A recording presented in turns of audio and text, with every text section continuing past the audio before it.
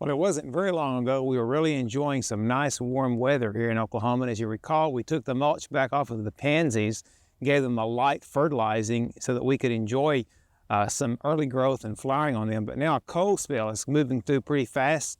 And in order to protect these, it's time to pull that mulch back over them. We did talk about leaving the mulch here just for this particular purpose. And so if you have uncovered your pansies, or you see some of your other early spring flowering bulbs coming up, like the daffodils and the tulips are beginning to show color, and a cold spell's coming through, be sure and pull some sort of a mulch protection over them to protect them from that sudden change in cool temperature. If you don't have your mulch, like a straw mulch or leaves or something that you've used to keep them covered earlier, then you can just use something like strips of foam if you have that around, or plastic, or just about anything that will be light without really mashing the plant down, that will protect them from the sudden change in temperature. And then, of course, as soon as the cold has moved through, then we can pull these back over and give them a little bit more help by letting them enjoy some of the sun and the warm weather. But even though it is still cold, and we can look forward to a good number of weeks ahead of us of cold weather, we still can enjoy some spring by forcing some of our spring flowering shrubs and trees into bloom early for us. We've taken some of the spring flowering shrubs and done just that. Now here I've got some flowering quince that have been forced into bloom early, as well as some winter jasmine. These have come out rather easily and quickly, and really all you have to do is look around your landscape area and see if you've got some of these early spring flowering shrubs, trees, and cut a few of the limbs off that have the flower buds on them and put them in a bucket of water. Now, it might be a good idea to crush those stems just slightly on the bottom before you put them into this water, because that will help absorb the water a little bit quickly. And I also like to put them into some warm water because that also helps them take up water a little bit quicker if the water has a warm temperature rather than a cool temperature about it.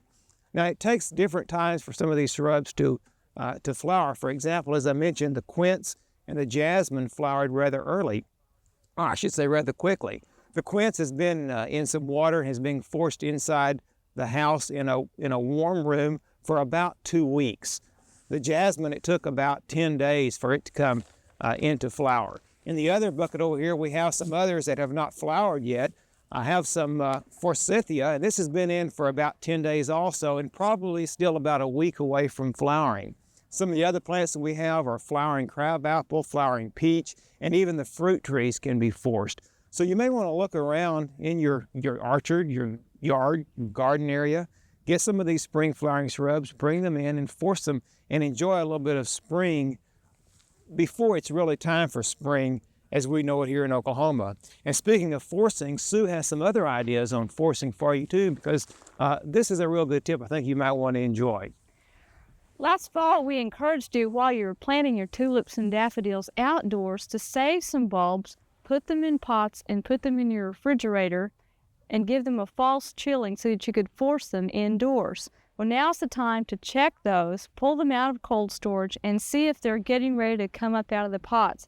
Now, these tulips right here are sprouting. They're fairly yellow because they're just pulled out of the darkness, but I'm going to put those in a sunny, cool window. You don't want it to be too warm in the room where they're sprouting up, or they'll get too tall and leggy. Because when they grow up outdoors, they tend to come up very slowly along with the cool temperatures. Now, the tip for knowing whether or not your tulips are ready to pull out of the cold storage is to look on the bottom and see if you see some roots sticking out of the hole in the bottom of the pot. That's the sign that they have come out of their cold dormancy, they've started sprouting roots, and they're ready to send up shoots indoors. Now, you can do this with either tulips or hyacinths or daffodils. Any of those will work. Forcing any kind of Dutch bulbs is a great way to bring spring color and aroma into your home. Now, if you didn't plan ahead and put some in your refrigerator 12 weeks ago, you can still have some spring color and some nice fragrance by planting some paper white narcissus. Those are still available in garden centers. They don't need any chilling at all. You just bring them home, pot them up, even just put them in some rocks in water, and put them in a cool, sunny room, and within a few weeks, you too can have some spring color indoors. We hope you've enjoyed this classic from the Oklahoma Gardening Vault. Remember, even though these tips and techniques are timeless, there's always something new to learn in the world of gardening. By subscribing to both Oklahoma Gardening and OK Gardening Classics, you'll have access to a wealth of gardening knowledge, both classic and contemporary.